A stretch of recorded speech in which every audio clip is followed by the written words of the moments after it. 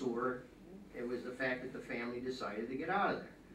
That particular building was a super building. The IGA now is nice and easy, as you know. Now we can build in this community, and we can that the Village of Phoenix has, and work with them to, if we need water or we need sewer, I don't see a problem with it. But I agree with you on the grocery store in our town, down to 31 and to buy a piece of meat. And so I go along with Paul, let's get one here. But I don't think it's that difficult. I think it's sitting down and saying to somebody, look, here's the building, let's do it, and let's make it work. But you got to step out and do it. You got to ask somebody if they want to do it. As you know, the building down there in the village now is going to be a bocce ball court. For you folks that don't know what bocce ball is, which I didn't know, it's going to be a great program. Now, I originally had talked to the people. 30 seconds. I originally had talked to the people from the PNC when the PNC was alive to come in there and do it. They were interested. Then the PNC fell apart. So it's something that we have to pursue, and I've got the time to pursue those things. So give me an opportunity to do it, and everything will be fine, I think. Thank you. Next question. This is another question from Susan Lynch for, that would be Mr. Kassler and Mr. Lattimore and Mr. Nugent. Do you believe Bion is still making inroads into our area, and are you in favor of it? Paul? I don't believe that they're still working at our town at the level they were before. They're still working in Oswego County, yes. Am I for it? Nope. The town board voted against it when it was put up to vote with us. We didn't think it was proper for this town. Mike? We worked diligently as a group to knock down the Bion project that was presented to us. And do I think it's still going? I have a letter here that was dated in June 20th, 2011,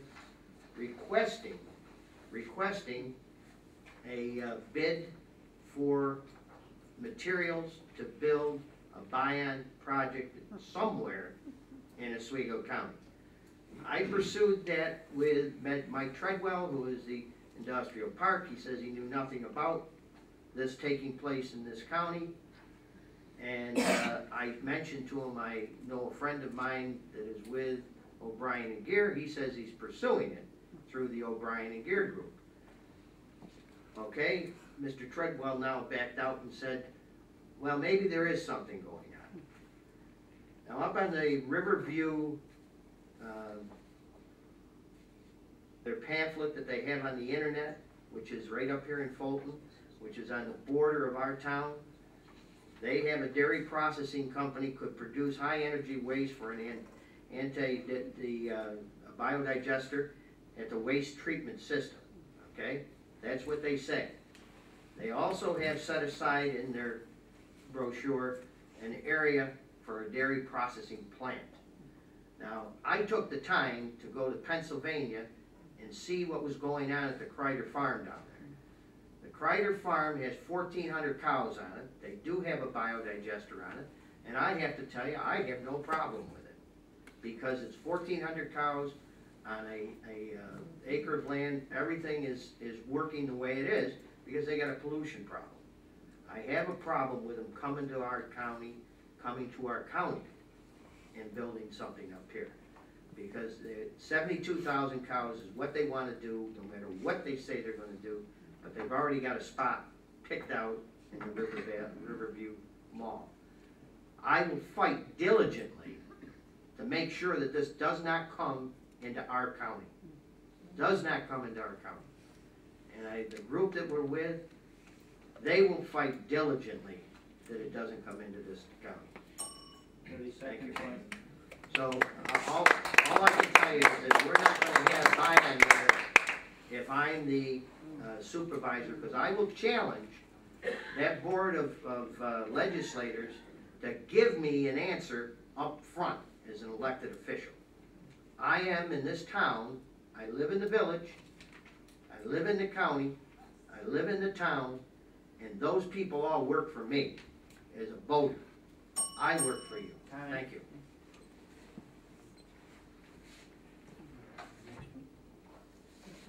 You each had a chance on that, so we'll go to the next question, please. It's coming to us again. I hope we will get some for you gentlemen, but right now this is again to both supervisor candidates. This is from Deb Mebbs. I hope I said it right.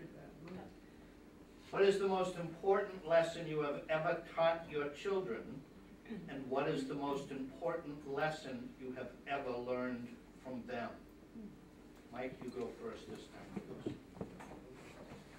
Well, I have 6 children, and they went to school here in Phoenix, other than one that went to the Catholic high school in Oswego.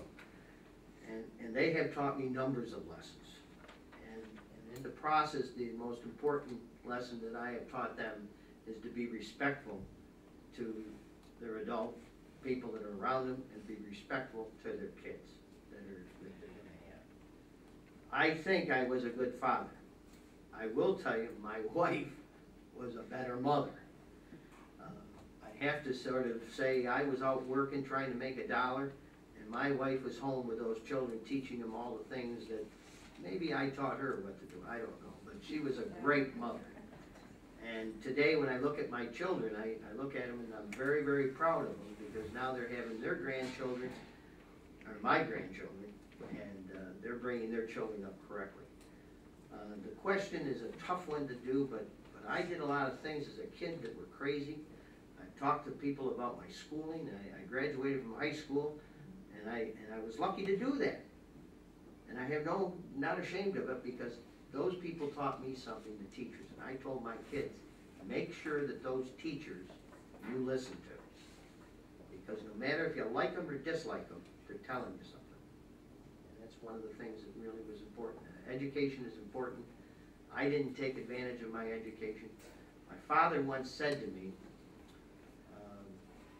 I don't care what happens to you, son. You made your mistakes. You did all these things wrong. He's given you every opportunity in the world to be successful. You could have gone to college if you wanted to. I don't care what happens to you from this day forward. And I was totally stunned. Totally stunned. And my father turned around as he was walking away from me, said, just remember, don't screw up my grandchildren. That's what I have told my daughters and sons. Do not screw up my grandchildren. Thank you. Paul, would you like me to reread it? Yes, please. What is the most important lesson you have ever taught your children? And what is the most important lesson you have ever learned from them? The most important thing that I've taught my children is that you need to work hard to make it somewhere and to prosper in life, and if you believe in something, to keep going after it and work after it. And then the most important thing that my kids have taught me is I have a special needs child, and he has taught me that anything is possible in life, and no matter what you're dealt with, you can work with it and proceed forward in life with it. Thank you.